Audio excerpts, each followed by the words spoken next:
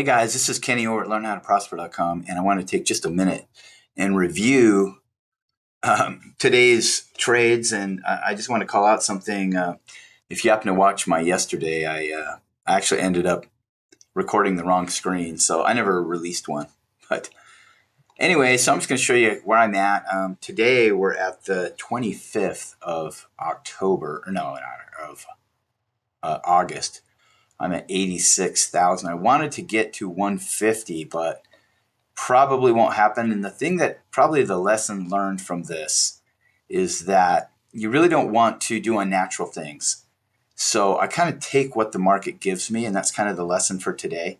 Because you can force things and try to chase premiums and those types of things, and that is not advisable in any way or in any situation. So what I'm going to recommend is that you seriously just take whatever the market is giving you. And let me show you what that means. So the first thing I'm going to come do is I look at my daily actions and I look at all of my current positions. And the first thing I like to do is just take a peek to see if there are any that are in the money, meaning that the strike price that I wrote the contract at, that the market has either dropped below that for a put or above it for a call, a covered call. And you'll learn more about that as we go on. And when it's in the money, that means that you're at, if it's a cash secured put, it means that the cash that you set aside, you're now going to need to engage that collateral and buy that 100 shares. And if it's a call, that means you own the 100 shares, but you're going to need to sell them at that strike price, whatever it is. So what I like to do is I'll come here and select priority, and it's going to show me, I always like, so this, you can see I've got a number of items that are slightly in the money or approaching that. I have a SPX spread that expires today. It's slightly in the money, so I'm still gonna come out ahead on that one. Let me see. But as far as things that are, the only thing that is expiring today is this one. I'm not gonna roll it. I'm not gonna mess with that. And these others could, yeah, it's a little bit in the money. I've still got a couple days. I'm probably going to wait until tomorrow to act on that one. And I've got another couple. This one's in the money. Nvidia. The strike price is 215 and it's down at 211. So that means I'm going to end up acquiring that stock at 215 per share if I don't roll it. Now, it says I have an assignment risk. That means that right now it's set to assign to me in 2 days if I don't do something different. Now, one thing I can do is you can roll a position, which means that in essence I can find a new expiration and I can buy the contract back and then resell a new one, all in one operation. And you also can do this thing where you can actually you can buy back a contract and then sell it at a level where you can actually take the price down a couple notches to just put yourself in a more secure position should you not want to take ownership of the stock. But honestly, for where this is at, I actually want to own Nvidia, so I'm not worried about that. But here it's recommending that I could take it down, that I could rewrite the contract at 210, and I would be pretty much almost out of the money at that point. It'd take me completely out of risk for having it assigned to me. But I want it assigned to me, so I'm not going to worry about that because I want to own the stock. And that's pretty much it. If I go down here, I have some others that are out there a few days. It's this one's more in the money. I'll kind of cross that bridge when I get closer. Like I said, These calls, I don't want to lose them, most likely. So we'll see what happens over the next week or so. And if they're still looking at risk, I may buy them back and roll them out further. We'll see what happens. 16 days out, 12%. Yeah, so we'll see what happens on those. So that's my first step. The second step now is to see if I have any that I want to buy back now. And like I always say, the same boring example, if you could sell a truck for $500 today and buy it back for $25 tomorrow and then turn around and resell it for 500 or 400 or whatever, would you do that? And I think most people would say, yeah, of course I would. So that's what I'm doing here. So I have these, most all of these are puts. I do have a call. And what I like to do sometimes is I will just kind of set this to 85, and anything that falls within that, I can now select. And now I'm just going to take a look at buying all these back. They're all kind of right between the midpoint between the bid and ask price, which is kind of a good compromise for the buyer and the seller. In this case, you're the buyer and they're the seller. They want a certain amount. And you're saying, well, I'm willing to pay this much. And that's what that is. So in this case, it'll cost me $300 to buy these back, but it's going to open up some capital, some collateral for these puts that's being held in reserve. Because whenever you write a contract, a premium is paid. And at that point, you can determine what level you want to sell that contract at, or what level you want to buy that contract at. So I'm just going to submit this through.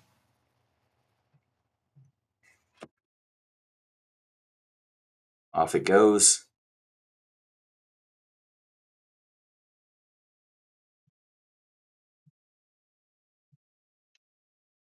Takes a minute for that to validate.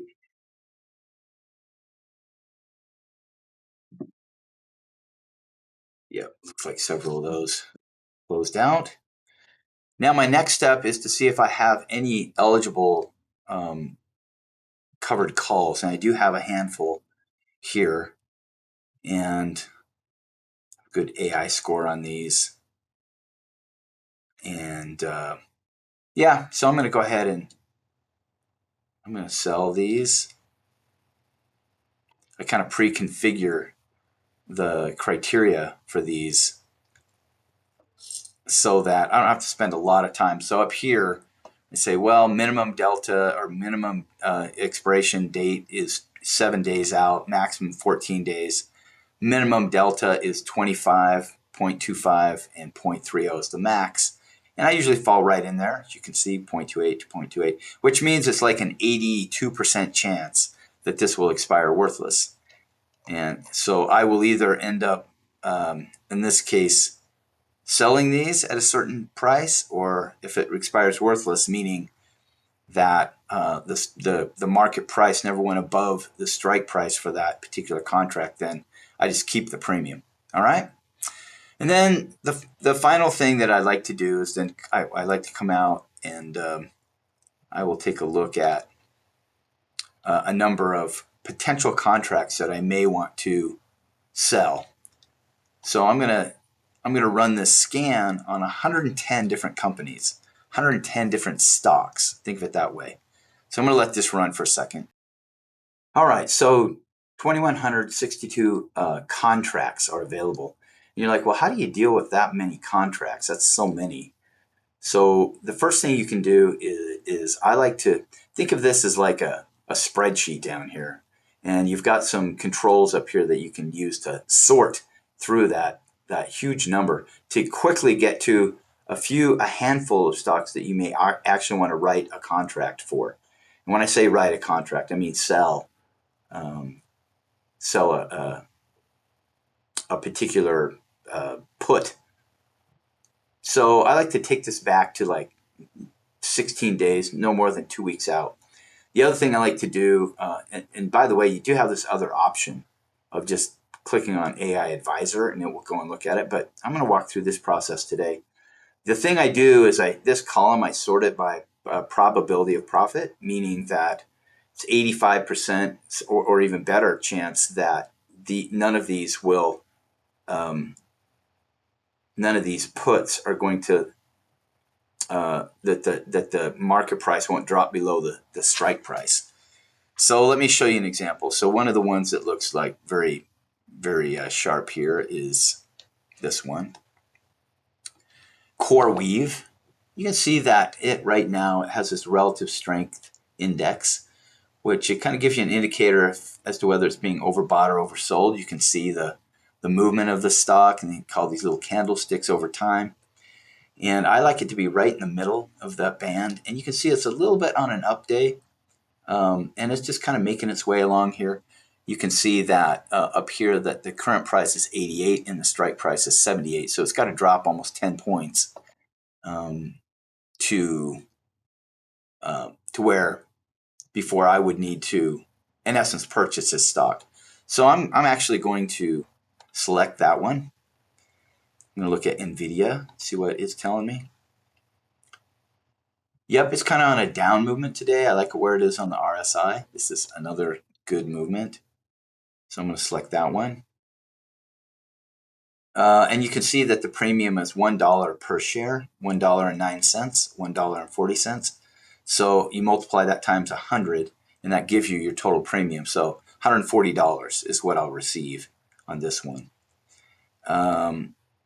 RCAT,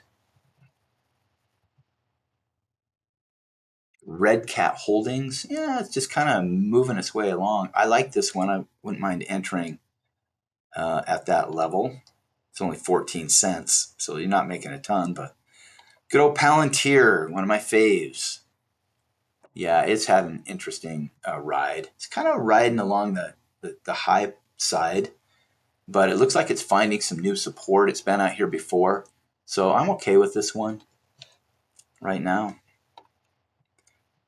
And my good friend AMD, another good tech stock. You know, it kind of found its high. It's kind of finding its new support level. I like where it's at in terms of the RSI. So also good with this one. Lucid. How about MU? See what it's doing right now. This is Micron. Yeah, it's kind of doing the same thing. It kind of hit its peak, and now it's finding its new support level. It's right in the middle of the band. I like where it's at. Applied Digital. I like it for its price. I mean, at 28 per share, it's kind of had a storied past here, but it looks like it's finding its new support. It's where it kind of landed before a couple of different times. You know, it looks like back. It looks like this would have been back in March, and then again in December. That's kind of the way I look at it. I like that one. Let's see. Let's see what I can do. I like NBIS, Nebius Group. They went meteoric, but they're kind of dropped back down into the comfort zone. I like it. I wouldn't mind owning it. And Google, I love. Just love Google. I know people think it's evil. It's not. Not. It adds a lot of value to the world. And then iron. See what's going on with iron right now. Yeah, it's again. I mean, the market's just kind of stable. I like it. I like it where it's at right now.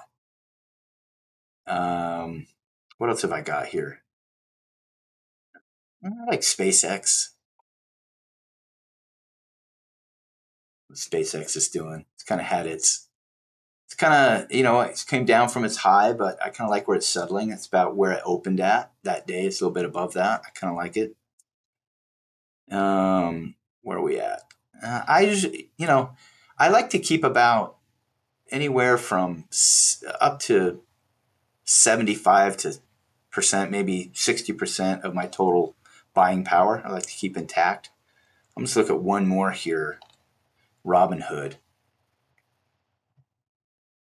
Yeah, it's kind of high. I'm gonna let that one rest for a bit. And let that one rest. Let's see what Lulu's doing. Yeah, it's just so stable and nice. Look at that. Stable as your next breath. I like Lulu. Okay. So I'm gonna test these. See, it's $2,300. Um, right at the midpoint. Okay, I'm gonna go ahead and execute that. Then I'm gonna submit it. Let that thing run. Guys, I hope you can see that this is kind of boring. Yeah, some of those have a broker restriction. Yeah, so I wasn't able to do anything with RCAT right now. That's all right. It's all good. So the other thing I'm going to do is come and look at some of my other accounts, see what kind of cash I have. So obviously I'm going to have to clear these and come back. And, since this is not as big of an account, I have about 85K. I got to pick some smaller stocks. So I'm going to do Applied Digital. So I already did that one. I'm going to look at CoreWeave and NBIS, and maybe one more, Iron. Those are probably going to be pretty comfortable for where we're at. $500 in premium. Send it right up the middle there.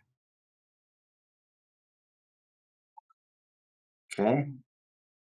And then let me go to my last. I have an IRA account here. See if I've got a little bit of cash.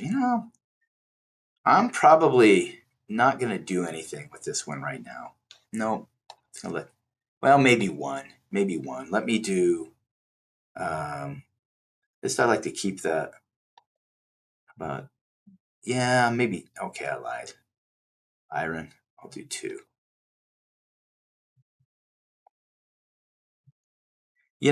It's interesting because I used to think, man, I wish I could figure out a way to make an additional $100 a month. And here, in one run here, it's going to bring back $132. So, it's just kind of the way you want to think about it.